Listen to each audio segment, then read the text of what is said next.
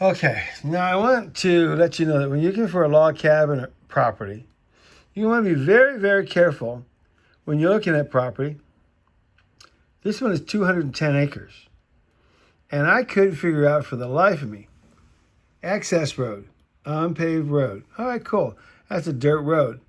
But when you really get into the details and you really start asking questions, the reason that this property is set here for over 200 days is you have to pay $100 a year, and that might change to has the availability to get to your property. You don't own a driveway to your property at all. And the property tax was or is about $100 a week, $400 a month. And they say you own this 40-acre lake or 30-acre, whatever it was, and everything. But what they don't tell you is this is basically a bog. This is like this here. It's what's left over after the beaver built his dam. It's what this is. You have this great, beautiful look. No, you don't. See that? So be very, very careful. Pictures can be deceiving. Ask a lot of questions before you make this drive. This would have been a 10-hour drive for nothing. And I already did that long drive already to the one in Rock. So this one, yeah, it's 210 acres. And it sounds marvelous. It's landlocked, people. Landlocked.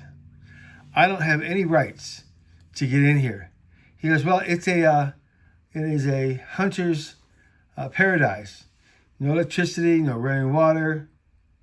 But the pictures show a completely different thing. It makes it look like this,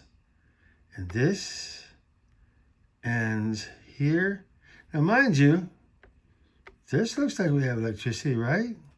So does this. But no. This you do think you have electricity, but no. So you don't. You have to get your generator to give you electricity. Now, there it is. This is how a beaver dams up something so you can go ahead and look at what they've done. Now, my question is, I know this was built in 1970 and everything, and I think it's absolutely great that you have this availability. But there was a reason for why this has been up for sale for so long. You don't have accessibility to this thing unless you go on somebody else's property. And in the wintertime, good luck reaching it. There's no roads for you to get to. Pay particular attention before you do this drive. This would have been a 10.5-hour drive for me over to Bessemer. Bessemer is beautiful. But not for this. I'm not doing landlocked. Because once they make a decision that I can't use their deed for another year that I have to pay $100 for or whatever they're going to charge me, I have no accessibility. None, zero, zip. And when I go to sell this property, if I can't get that deed again, so they can go ahead and get in here, then I'm going to have trouble selling a landlocked piece of property. So, not worth it. I did have to go through a couple of realtors to get my answers. One of them immediately called me from another site, a realtor one that didn't list this in the first place, and I had tons of questions. And I told her, give me the person who's listed this, because you ask me another question, I'm going to hang up. And she most certainly went into the next question, and I hung up. Because I told her I was going to. Because she was not listening, she was gathering information, and I told her, I'm only interested in this property, that's it. You don't need to know what my budget is.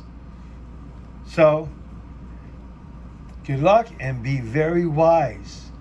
And try to be as nice as you can. But be upfront and live by your word.